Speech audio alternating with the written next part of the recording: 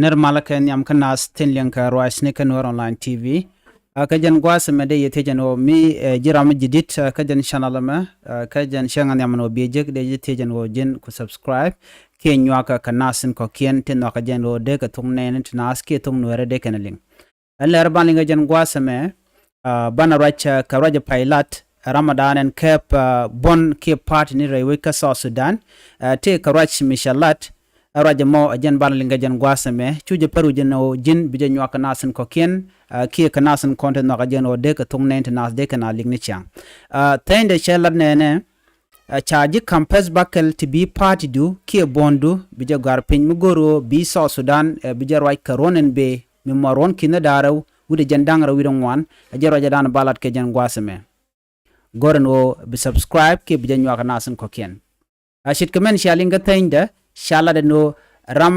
iteka bon ke ram goro be party de beje garpin re wika South Sudan ko be karonen be mi maron kina daraw wude jandang ra widon wan shit kamente SPLM ayo SPLM ke soa me SSOA kena bontin kokien shaka jugano deran dera party de ki bonde dera jaguar pin angut ken president bakel ken kana talk re wika South Sudan chaje ladi nono chala no to gana ka paikel wona ka pai bakel pai kel bana utin tama wona ka pai bakel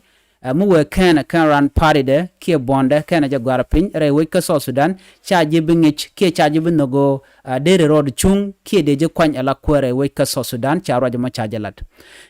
chajalat a kwar ni engineer James Akol Ramala chairperson ka political party council re wika South Sudan mulu no wete shiran party de chaje gorping ke ninti chop ko kor widi jandang badak ki pes bakel cha party de chaje bino ke chaje be goro no be kong ka kwar dana ba kwany ka ron kin dangraw widi jandangraw widi ngwan NB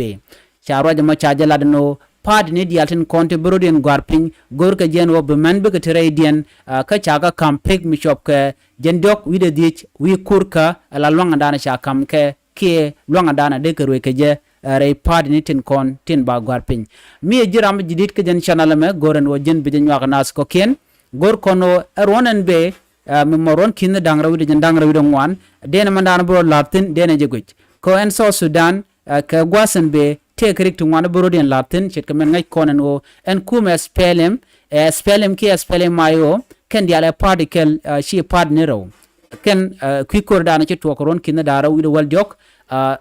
jen party me kelmo ka kan te ga policy chet kamen ngai ka jeno chanki salpa ke ma yadi te jen bare kwara ngoda ba ajara madana buru ka ronen be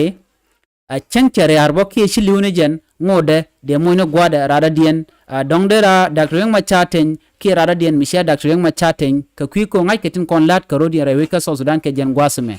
jen kwaje le gorn tema ka jen gwasme shit kamen ngai ke jeno en kirma yadit te ka rek metagaja shit ko jen charam shi dong ki te ka joy metagaja shit ka do badana shalat ka jen o dong chero de longbo en wo dera kwer ka ronen be dungo tingo de tin janana kami we ngot kamiteten misal pake ma yadin me jen be paza re kwarmanan ba kwain karon kina daraw wuri jandang ra widon wan angum beto ka spele mayo be ga kurbe kana tok ke ci kana beto kami ci sal pake ma yadit chapel ka ci spele mayo cha pass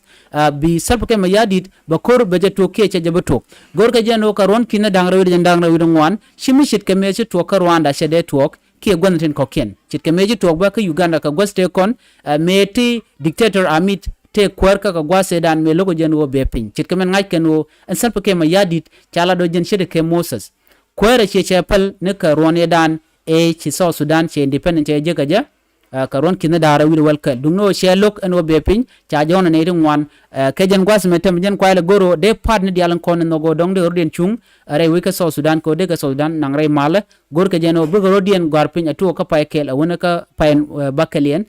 mi jiram jidit ke chiray mi shilin gorono jin be nywanas ko ken no kono de lertiti de ka wo kanetin kontin gor ka liangen chwaje parwe jino biya shonkel kan Nuer Online TV ko biya randin konti ba nonga ketin ba nonga ye ni shangwan dial